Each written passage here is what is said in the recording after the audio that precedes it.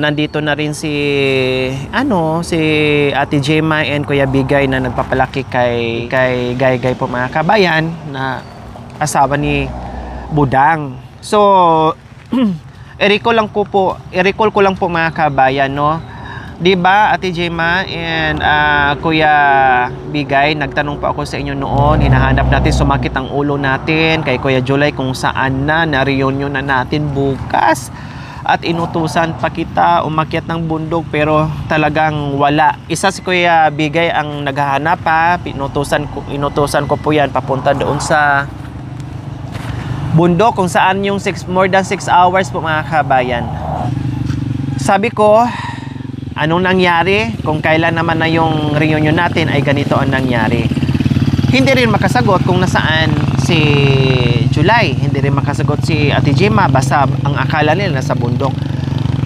Yun pala, no, ay pumutok ang balita o ang chismis doon kay Kuya July and kay Budang. So Ate Gemma, kaya pala Ate Gemma, Kuya Bigay, kung alam nyo na nung panahon bago ang reunion na may nangyari kay Budang at kay July, isa pala sa dahilan kung bakit hindi nakadalo si July sa reunion natin. Wala po siya. So, ano pong nangyari, Nanay Gemma? Si Nanay Gemma po muna tanungin ko. Ano pong nangyari? Ano pong alam nyo? Nung nagtanong po ako sa inyo ni Kuya July, alam nyo na po ba yung balita na mayroong nangyari kay Budang at kay July o hindi pa po? Alam ko, sinabi ko kay... Hindi ko alam kung kanino ko sinabi yung ano. Saan nyo po nabalitaan na ganon? Kay ate nila. Kay Mian? May. Ay, kay May. O, anong sinabi sa inyo ni May? Yun daw, yung gusto niya daw, Si Budang? Oo. O, tapos anong naniwala naman po kayo sa sinabi? Hindi naman ako agad naniwala kasi hindi ko nakita. O, tama. Tama nga naman. Tapos, anong ginawa nyo po nung sinabi sa inyo ni May? Anong ginawa nyo po kay July? Sinabi ko kay ate nila, hayaan mo pag nakita ko, tsaka pumunta dito sa bahay ko, pagsasabihin ko. Kakausapin nyo po? Oo. Nag-usap na po ba kayo ni Kuya July? Hindi pa nga eh. Hindi pa kinagkita? Nandyan lang naman siya, hindi siya pupunta doon sa bahay nyo po? Hindi. Siguro nahihiya? Oo. Nahihiya. So kayo naman po, Kuya Bigay, syempre kayo yung tatay ni Gaygay. Nung nalaman nyo po yung balita, anong reaksyon nyo po? Gusto ko lang sana sabihin sa kanila. Magpatawaran sila, magkapatid. Usap-usap sila, magkakapatid. Tama. Ako hindi ko ginawa yun. Ako ako sorry sa asawa ko. Dapat ganun ang gusto ko mangyari. Tama. Para matapos na. Para matapos na, walang problema. Ayun ang gusto ko naman sa kanila eh. Ang gusto nyo pong mangyari, Kuya Bigay, mag-sorry na lang sa Kuya July. May nagawa man siya o wala, mag-sorry na lang. Tapos, okay na, wala na lahat. Sana, Wala na. kasama natin doon sa reunion doon. Tama. Sana ginawa ka agad. Oo. Ayun ang gusto ko. Hindi naman ako magagalit eh. Pagsabihan mi lang sana, hindi naman na kami nagagalit. Ang gusto namin sana itanong kay July kung... Totoo o hindi. Oo, ayan lang. Pero in fairness tanungin ko po ulit sa inyo, Ate Gemma, anong pagkakaalam nyo po? Anong sinabi po sa inyo mo? Dumating sa inyo yung kwento, anong sinabi po talaga? Inyong isaktong... Yun lang, inawak daw yung kamay ni Budang. Hinawakan yung kamay at... Ikaw, Budang, anong ginawa ni Kuya July? O ayan, tinanong ka Budang. Kasi kanina nag-usap na tayo. No, ngayon, tanungin kita ulit na nandyan sa harapan ng magulang mo. Ano bang ginawa sa'yo ni July? Para mag-aayos kayo. O ano? Hawak lang. So, hinawakan ka lang kamay, ganun lang, wala nang hinawakan masilang bagay. O wala na. O, kasi ilang beses kung tinanong ni Kuya ni Budang, nagsasabi siya ng totoo. Ilang beses kong tinanong sa kaya, si Kuya July din nagsasabi din sa akin, wala po akong ginawa kay Budang. Pati naman din po siya, sinabi niya wala namang ginawa si Kuya July sa kanya na hinawakan ng Nung natulog daw siya, kinalabit siya, gising. Ay, kung ibig sabihin Kuya Bigay, kung gusto talaga ni July na meron siyang gagawin dito kay Budang, doon pa lang sa tulog, hinawakan na siya. Hinipuan na siya. Kasi samantalahin niya, kasi may balak siya eh. Pero hindi eh, ginising pa daw siya eh. So, ibig sabihin, ginising siya, kinalabit siya kasi hiramin yung charger. O, di ba po? So, sa mga tao sa barangay, wag na natin dagdagan pa kasi wala namang ginawang masama si Kuya July, no? Yun lang naman, siguro sabi ko nga, dahil sa kalasingan, no? Or dahil sa lasing, natakot lang to, no? Natakot lang, ang akala siguro ni Budang na merong gagawin si Kuya July na wala naman. In fairness, sinabi naman din ni Budang na walang ginawa si July sa kanya, no? Kaya si July ngayon, syempre nahihiya. Hindi tuloy sila nag-usap-usap. Kaya naapektuhan yung reunion namin kung bakit hindi kumpleto kasi nahiya si Kuya July. Kasi pumutok kaagad eh. So 2 days before, pumutok ang balita bago nangyari yung reunion. Kasi gusto nga ni Kuya Bigay, mag-usap-usap na lang, no? Magpatawaran na lang, magkasundo na kaagad para makaatin ng kumpleto sa reunion. Yun ang sabi ni ibig sabihin ni Kuya Bigay po mga kabayan. Kaya lang nahiya na si July dahil pumutok kung ano-ano na lang sinabi, rapist, maniakis, in everything ganyan-ganyan na hindi naman totoo. Kaya tigilan natin si Kuya July mga kabarangay. Na wag na natin ikalat yung chismis, palakihin yung chismis na hindi naman nangyari o ginawa niya dito kay kay Budang. 'Di ba? Hindi naman unfair naman po mga kabayan na itulak natin o push natin o ipakulong natin si Kuya July na hindi naman niya ginawa kasi sinabi nga naman ito, unless lang kung sinabi na kaagad ni Budang na ni-rape ako, piniwersa ako, naghanda-pasa ako, hinawakan yung mga masisilang kong bagay, no, masisilang bahagi ng aking katawan, hindi eh. Walang sinabi si Budang na ganyan, no? Yun lang, hawak kamay. Kasi nga ang charger siguro gusto ni na mabilis o kunin mo na yung charge, yung ganun lang siguro mga kabayan, nadagdagan. Alam naman natin ang chismis ng tao minsan, buti lang itong dalawa hindi kaagad naniwala sa mga sabi-sabi. Kailang hindi pa sila nagkausap kasi ang gusto ng mag-asawa na tama nga naman, magulang sila. Tama nga naman. Si July ang lalapit dito sa mag-asawa, humingi ng dispensa or doon sa nanay ni Budang or dito sa mag-asawa na to kay Ate Gemma and kay Kuya Bigay. O, di ba? So, nung mula noon, reunion, hindi pa talaga kayo nag-usap, Kuya Bigay, o nagkita? Pumupunta kay May. Hindi naman pumupunta sa bahay. Kaya pala nung hinatid namin siya last time, madalas ko nakikita doon sa inyo. Dumadaan, doon na siya dumadaan sa likod. Nahihiya.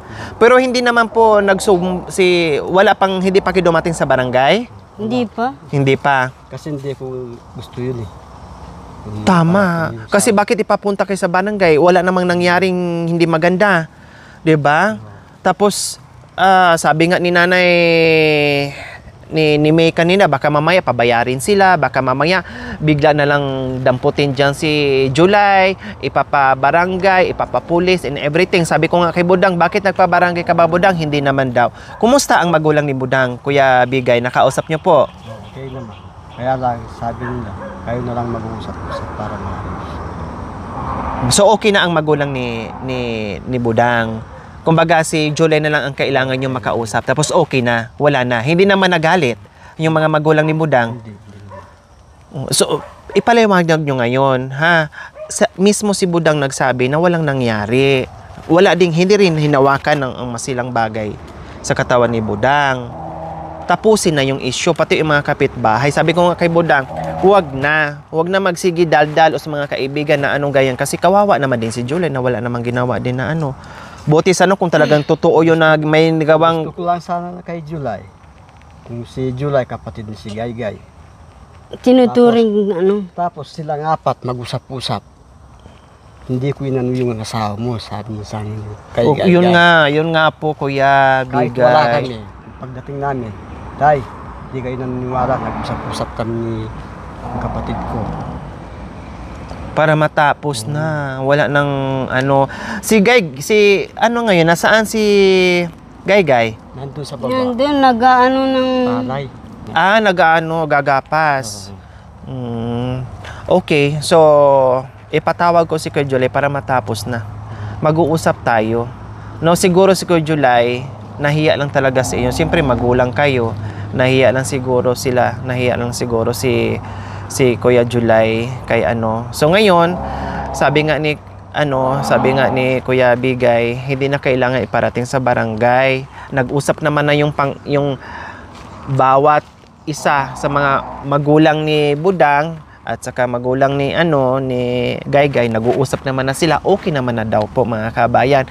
Ang inaantay na lang po nila ngayon na mismo si Kuya July mag-approach sa kanila, natapusin na yung problema at humingi ng dispensa sa magulang, humingi ng dispensa dito, humingi ng dispensa dito kay Budang. May nagawa man siya o wala, pero kailangan pa rin niyang humingi ng dispensa, mag-sorry, para, kasi kumbaga, sige, walang nangyari pero hinawakan naman ang kamay, okay sige, tapos inano yung balikat, okay sige, kahit wala kang ginawa, kailangan mo pa rin mag-sorry para matapos na wala ng issue at hindi na darating sa barangay kasi pati ang trabaho ni ngayon ni Kuya July naapektuhan. 'Di ba? Anong sabi ni July, me? Halika. Anong sinabi ni Kuya July? Ang sinasabi ngayon ni me, ang sinasabi nga ni July kay pumunta doon ng bundok kasi magpakamatay na lang daw siya. Dahil sa chismis na nahiya siya na hindi naman daw niya ginawa, bakit na chismis siya ng ganyan? Kasi pumutok ka agad bago reunion natin, pumutok na pala, kaya pala nagtago siya. Kaya kailangan talaga mag-usap para maalis na, no? Mag-usap si Budang, mag-usap si May, nandiyan si Kuya July, and then tayo. Ha? Para wala na. Kasi nag-enjoy tayo, masaya tayo, nagkita-kita ang mga kapatid. Tayo nag-enjoy doon sa reunion tapos July. Tapos ngayon hindi tayo magkakasundo. May mga biyaya pa naman silang darating sa kanila. May mga biyaya pa naman mga kapatid na darating sa kanila tapos makikita, bakit nagkagulo sila? Nagka-reunion na, nagkakita-kita na. Sabi ko bibigyan mo lang yung biyaya tapos ganun. Tama, nakakahiya. Nag-away-away kung kailan na may biyaya, nagkita-kita, nag-aaway imbes na masaya dahil may mga biyayang darating. Biyaya na, maging bato pa. Ay talaga, sabi ko nga ni Kuya July, kailangan siguraduhin mo lang na bibigyan kita ng chance. Kasi yung biyaya na imbes na biyaya, magiging bato yun. Tama yun. Huwag sayangin. Ang gusto ko sana kay July, kung hindi siya nagpapataas ng loob. Pride.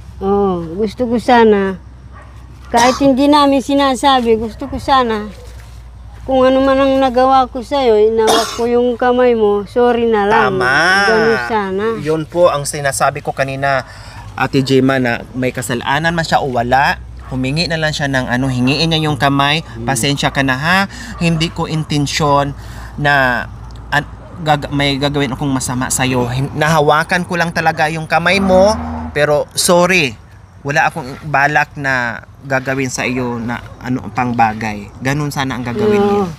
Kahit wala kami, kasi nasa bundok kami nung nangyari yun Pag uwi namin, sinabi ni asawa ni July.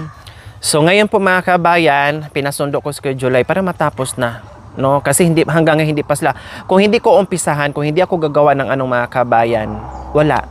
No, masisira na naman tuluyan ang pamilya mga kabayan na nabuo ko na, naumpisahan ko na, nabuo ko na, tulungan ko na gumagawa din ako ng paraan kung paano ko tulungan ang pamilyang ito. Tapos masisira na naman dahil sa ganyan. Humingi na lang talaga ng pasensya tapos okay na. Ate, sinabi na ni July na wala siyang ginawa. Sinabi na rin ni Budang na hindi naman ginawa ni Kuya July, so okay na yun. Ang importante, pasensya ka na, nahawakan ko yung balikat mo, nahawakan ko yung kamay mo, pasensya ka na. Hindi ko akalain na naging masama o hindi naging maganda yung epekto sa paghawak ko sa iyo sa iyong kamay. So ganun na lang. Tama, sinabi nila mga kabayan.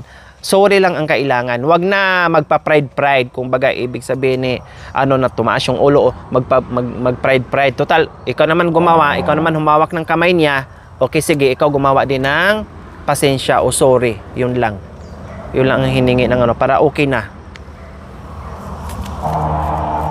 So, pinapasundo po natin ngayon si Kuya July, mga kabayan.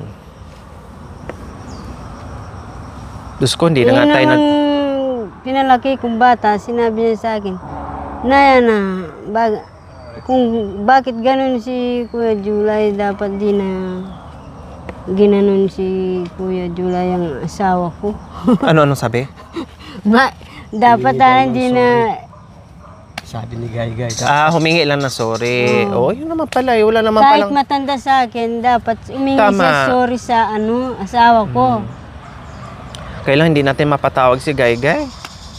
Na kasing Malayo? nandyan sa baba. Maningalayo ka niya, mga ilo. Malayo nga lang. Taba nung tilukin alalukin. Naman ko sabi. Maganda sana na nandiyan na para Sahul ka siya. maayos na yung magkapatid.